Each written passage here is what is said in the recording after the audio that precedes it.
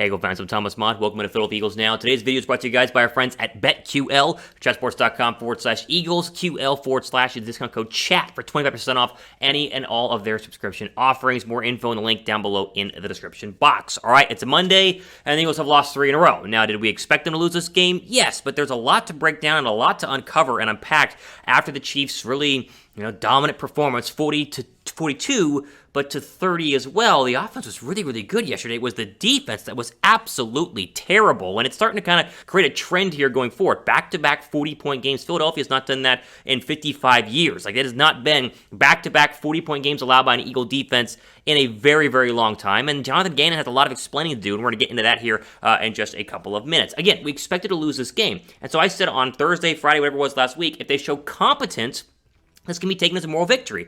Well, they showed competence offensively. I mean, it's their best offensive performance, but the defense, there doesn't seem to be a moral victory there at all. And so it's kind of hard to break this down in terms of, am I excited? Am I doom and gloom? I'm somewhere right in the middle, and we'll get into my big takeaways from this game here in just a couple of minutes. We'll start, though, with your reaction. I want your pinned comment down below with the question. Grade the Week 4 performance by the Philadelphia Eagles. A, B, C, D, or F. There'll be a pinned comment and an ad break at this point, so scroll down below and answer this question. Get your votes in. What is your grade on the performance? I'm at I don't know, the offense was an A, but the defense was an F, and so I guess the middle is a C+. I want to see what you guys think down below right now in the comment section.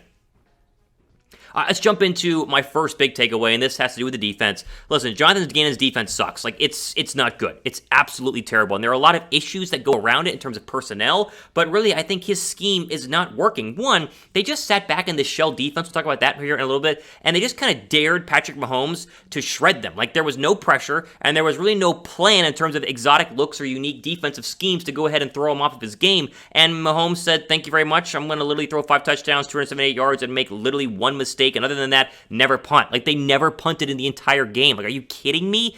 This defense, it just don't make adjustments. I think that the problem is that we went from a Jim Schwartz defense that sometimes made way too many adjustments, and you're like, hey, just play defense, right? Just line up and play defense. And now we have a Jonathan Gannon defense where he goes, nope, we're going to bring 4, we're going to play a shell coverage, no worries here. And they just obliterated us. Tyreek Hill is the one guy you really can't allow to beat you, and he had himself a field day. I mean, RIP if you played Tyreek Hill or Patrick Mahomes in fantasy football this week, 3 touchdowns, 186 yards. This defense has talent, but they're not being lined up correctly. I don't think that they're in the right defensive schemes, and I think that this defense is just going to continue to get shredded until Gannon actually makes a change. Here's the problem.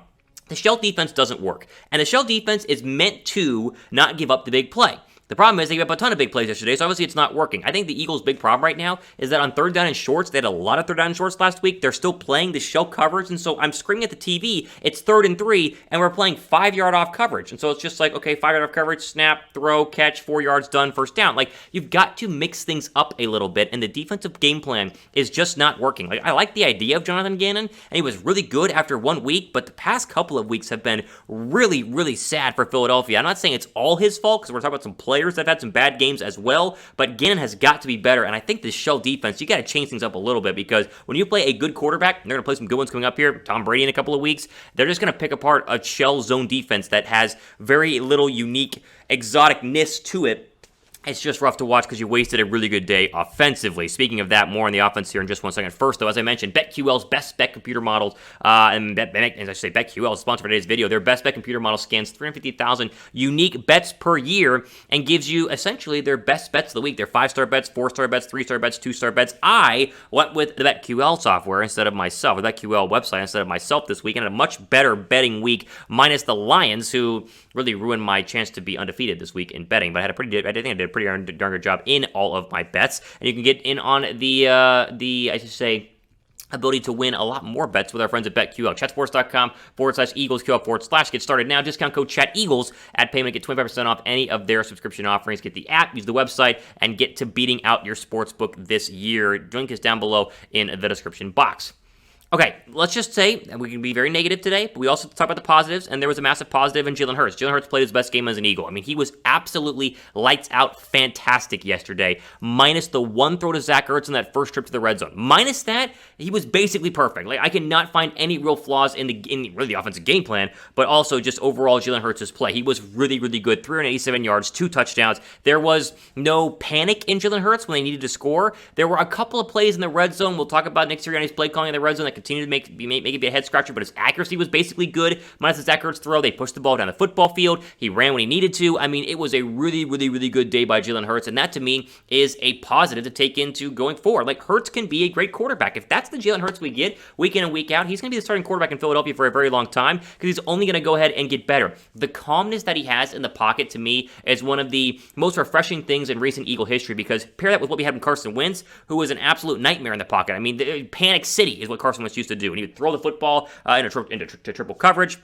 would never throw it away. Jalen Hurts does not panic. He rolls out of the pocket, keeps his eyes down the football field, and sometimes tucks in and runs. Like, I'm very impressed with what I saw in Jalen Hurts yesterday, and I think that is something we need to go ahead and at least acknowledge, even though we're upset and we're 1-3 and things aren't going well. Hurts is progressing, or at least did this week, and if he keeps that up, I think the Eagles can turn things around and start winning some football games. Who deserves the most blame versus the Chiefs? Like, it's probably Jonathan Gannon, right? Like, the defense has got to be the guy that I would say deserves the most blame. Give me your thoughts down below right now in the comment section. For me, as I mentioned earlier, it's got to be Jonathan Gannon and this dumb shell coverage defense that doesn't seem to work at all. Now, speaking of this defense, I'm starting to want to trade Fletcher Cox. Now, if you actually look at the game film and look at the actual plan, the Chiefs double-team Fletcher Cox a lot. However, he's producing basically nothing on the defensive side of the football. Like, the stats are not there. I know that Nick Sirianni said in a phone call to 94.1 WIP this morning that, he's making plays that don't show up on the stat sheet. He's the highest paid player on the Philadelphia Eagles, and he's not the best defensive lineman Javon Hargrave is so far this year. Like, I like Fletcher Cox, and I think he's important to this defense,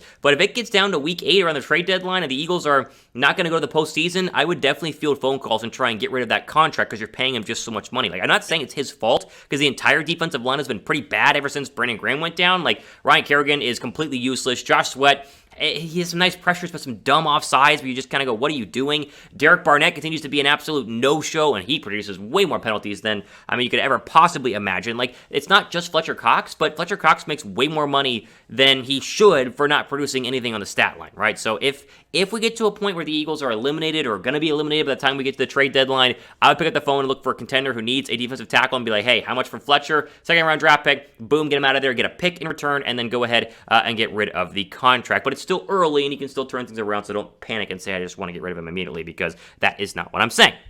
Okay, another bright spot yesterday was the offensive line. The offensive line played great, and this was going into a game where it was like, oh wait, Lane Johnson is out for a personal issue, which we still don't know exactly what that was. Even here on a Monday morning, they have not officially announced what the personal issue was. I'm sure we'll learn a little bit later on this week, but he was out, and so Urbig and Jack Driscoll had to fill in. The Eagle offensive line did give up 3 sacks, but overall, they played great. I was so impressed. 4 of the 5 offensive linemen not being there. Andre Dillard has been fantastic at left tackle. That just shows you how great Jordan Mailata is to beat him out and get a new contract, but someone's going to make a phone call for Andre Dillard at the trade deadline and give up a lot to go ahead and trade for him. The Eagle offensive line was really, really good yesterday, and so even on a day where the defense wet the bed and they were the issue, props to the Eagle offensive line. They played their hearts. The entire Eagle offense I thought was really, really good.